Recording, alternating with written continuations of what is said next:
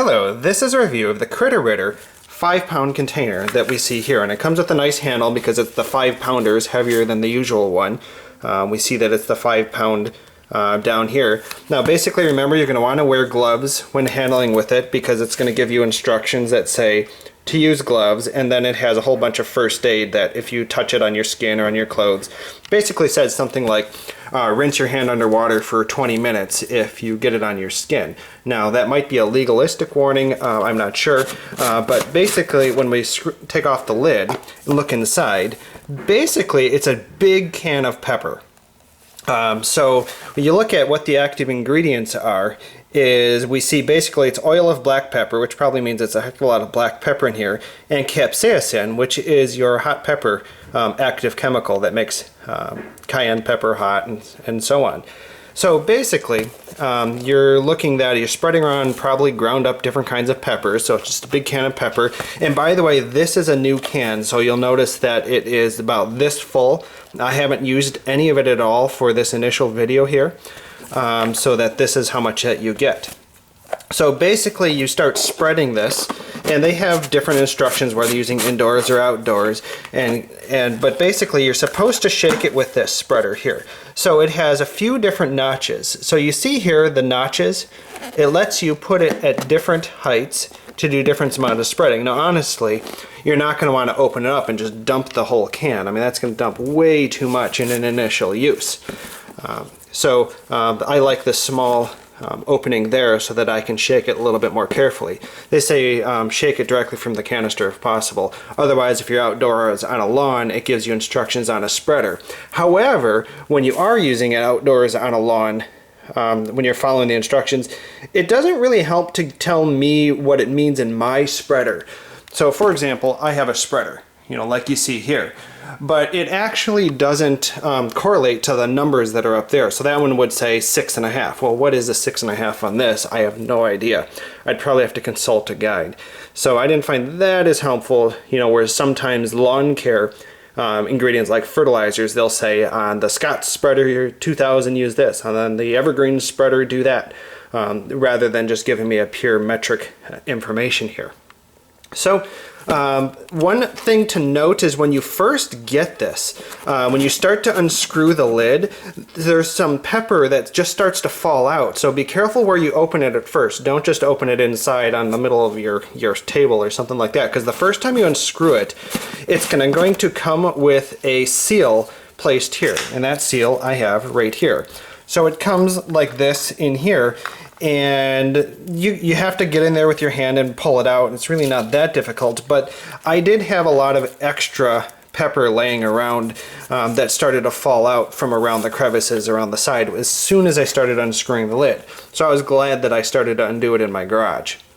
So now as far as effectiveness goes, I think you'll want to read different reviews, and I think the summary that you're going to come up with is that it's going to be a middle ground of the best of what you could expect. If you think about what it's doing, it's not dangerous to pets, right? It is a deterrent because it's basically pepper. It's trying to work by taste and by smell.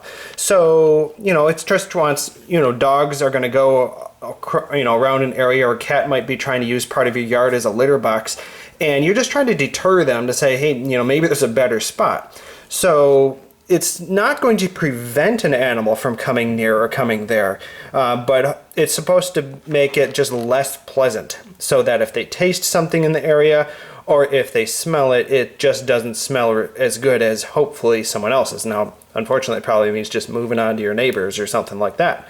So think of it as like when you go to the beach.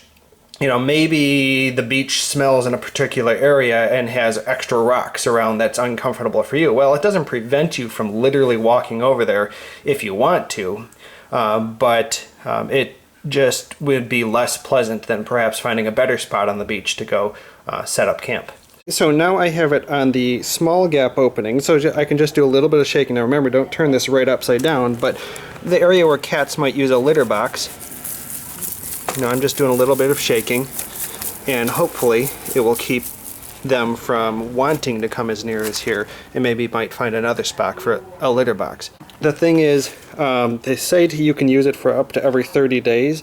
Now this area doesn't get saturated with water every day. However, on my lawn, it gets watered every other day in the hot climate that I'm at right now in the summer, so it's probably going to get washed away a bit faster. So I honestly don't know that I'm going to trust that this is going to work really well on my lawn.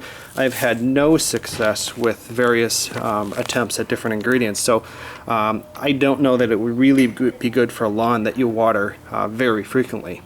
However, the area that I'm particularly interested in this is where cats use this here as a litter box for me, and I believe I can deter them by using this. So that's what I'm doing, shaking along here wherever I find that the cats are using the litter box. So there you have it. It's going to be a deterrent, not a complete prevention tool, so don't expect it to be perfect.